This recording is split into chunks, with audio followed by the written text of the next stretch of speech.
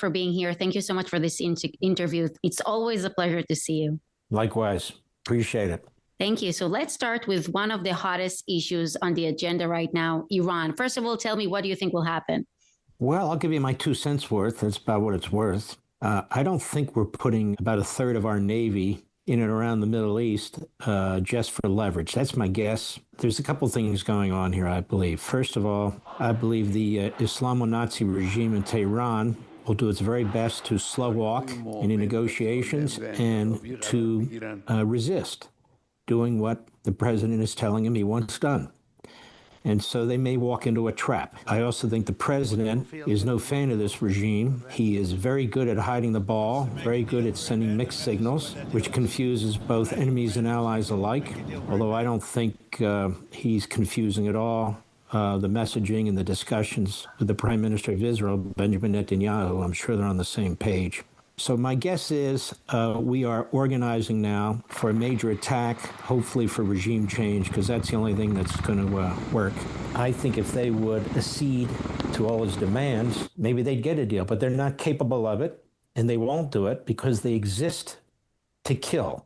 They exist to conquer. And any country that is willing to murder over 50,000 of its own people, and I believe Khamenei would kill 1 million of his own people if he had to, would think nothing of sending a nuclear missile to New York or Washington or Philadelphia, the east coast of the United States. This regime must be destroyed, starting with Khamenei and working our way down. That's my belief. Do you think it's a realistic option for President Trump to take down the Iranian regime? First of all, I think for the United States and the West and for Israel, it has to be taken down. There is no other realistic option. See, my view is this. If this generation, if we as Americans don't take out this regime, what's going to happen? We're going to leave it to our kids and our grandkids to do it because they're going to have to. Somebody's going to have to. And then they may have 10,000, 20,000 ballistic missiles. Maybe they'll have 10,000 ballistic missiles that can reach the United States and Europe. How unusual do you think Prime Minister Netanyahu's sudden last-minute visit to the Washington, D.C. is? Look, I think you've got an extraordinary leader in Benjamin Netanyahu, and I think we have an extraordinary leader in Donald Trump. So I think it's very, very wise to have this meeting. And obviously, both of those men do, too. Do you think the goal of the visit is to coordinate positions ahead of a possible strike or to align on key points Netanyahu wants to push in negotiations?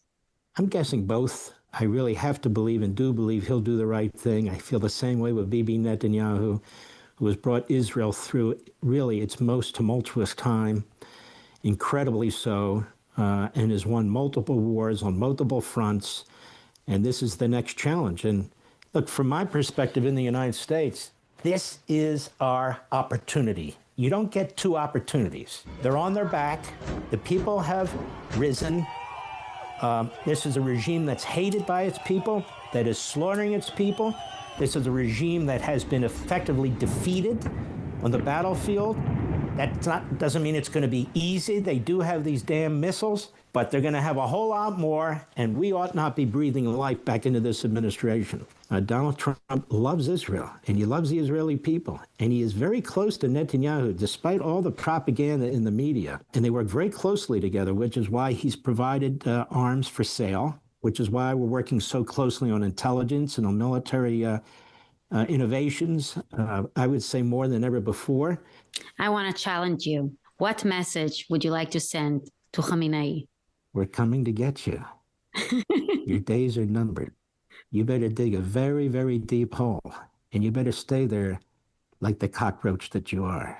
But we're coming to get you. I really believe that. Thank you. Levin, thank you so much. It's always a pleasure to talk to you. Really appreciate it. You too. I love your channel. You too.